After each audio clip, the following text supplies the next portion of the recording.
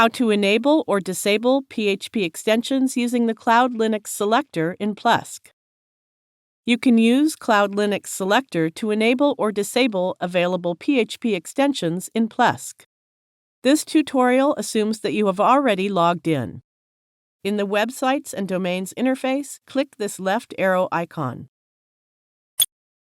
Select the PHP Selector option. There is a whole list of PHP extensions. Extensions that are already enabled are tick marks, and extensions that are not tick marks are disabled. For instance, let's enable the PDF extension and disable the mail parse extension.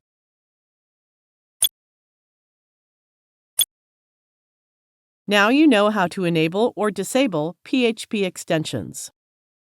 Thank you for watching.